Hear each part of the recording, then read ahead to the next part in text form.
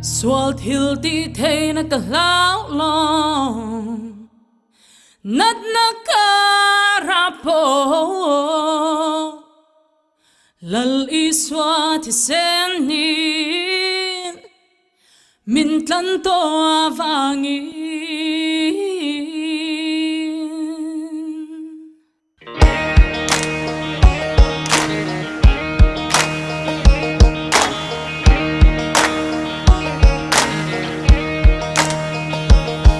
Swal thiu ti thei na ka lau lo, Swal thiu ti thei na ka lau lo, nan na ka ra po, nat na ka ra po, lali swa ti seni, lali swa ti seni, min kam to avangi, min kam to avangi, ro pui na le choi moi na, ro pui na le choi moi na, ama nei kun khwa se, ama nei kun khwa se. Swal thiu ti thei na ka lau lo, Swal thiu ti thei na ka lau lo, ka chak na lal pa ani, ka chak na lal pa ani.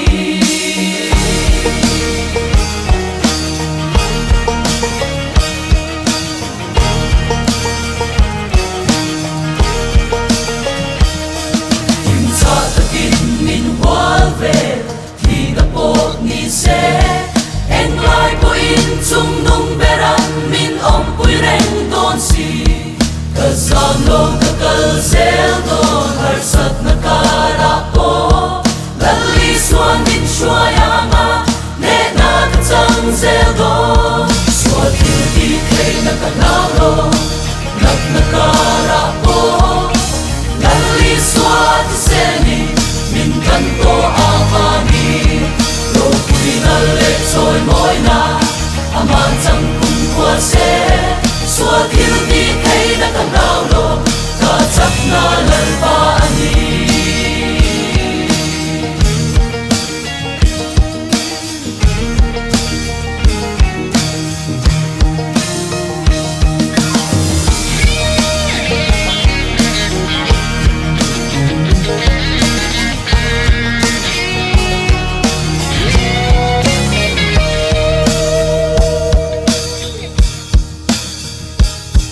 Swal ya min om a ila, kanung tol lo vang fana kaming sia kanito, malam kapang zeldo. Sona at nong to ang rorel na ni a. Indo na sulal pa, indo na ne na puata ani. Swal thiu ti thei na ka lau lo, nat na kara po. Lali swa ti seni, min kan to avangi. Ro pui na le choi moi na, aman chang kun kwa se.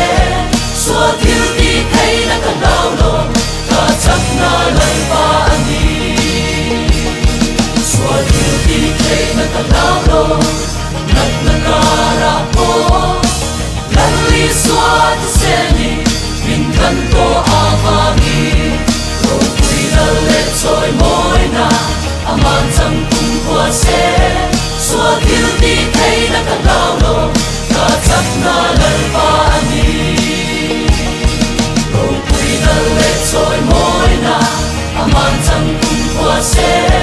Swal thiu ti thei na ka lau lo, ka chak na lal pa ani.